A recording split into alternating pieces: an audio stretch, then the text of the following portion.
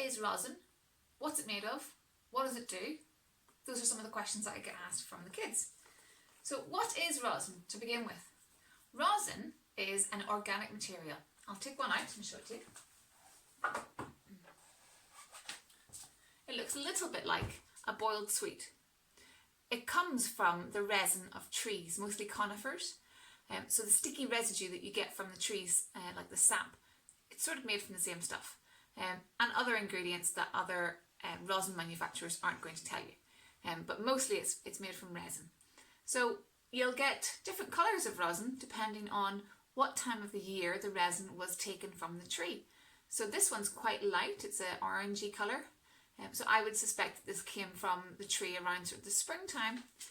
You can get rosin that is a more honey colour, and that might have come from the tree during the summertime. Also, what tree it came from depends on the colours.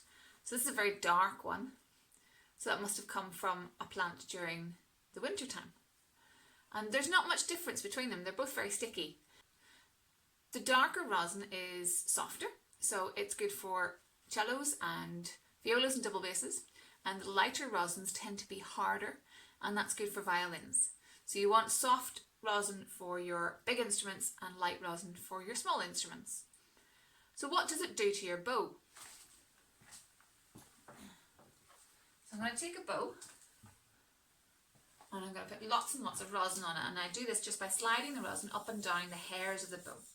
And even though this rosin is dark, it's not going to make my bow dark. It's going to leave a white residue, a white powder, sticky powder on my bow.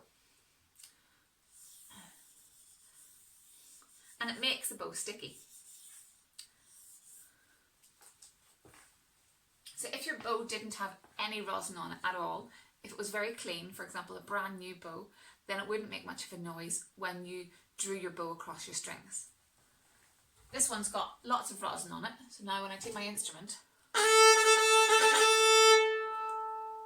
it makes a noise because the bow has gripped the strings with the help of the rosin, and it's left now some white residue on my strings. That's not a problem while you're playing, but it will build up, and it'll build up and build up and build up, a bit like tartar on your teeth. So you want to give it a bit of clean. So when you finish playing, at the end of rehearsals or at the end of practice or at the end of orchestra, you just take your yellow duster and you give it a little wipe, and it's gone now. So there's no problem with the rosin staying on your bow. It can stay on. You'll find you'll have to rosin your bow every time you want to play. Give it a good rosin, because that rosin's going to come off on your violin or your cello, and then you're going to wipe it away. Is it bad for you? Is it going to make you sick, or can you eat rosin? I get asked that. Can you eat rosin? It looks like a boiled sweet, doesn't it? But believe me, it doesn't taste nice.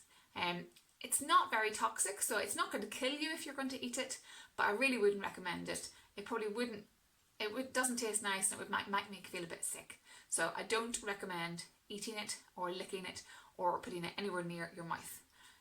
Sometimes I get residue on my fingers and you accidentally lick your fingers. Yeah. So that's what rosin is, what it does, what's it made of. So any other questions, let me know.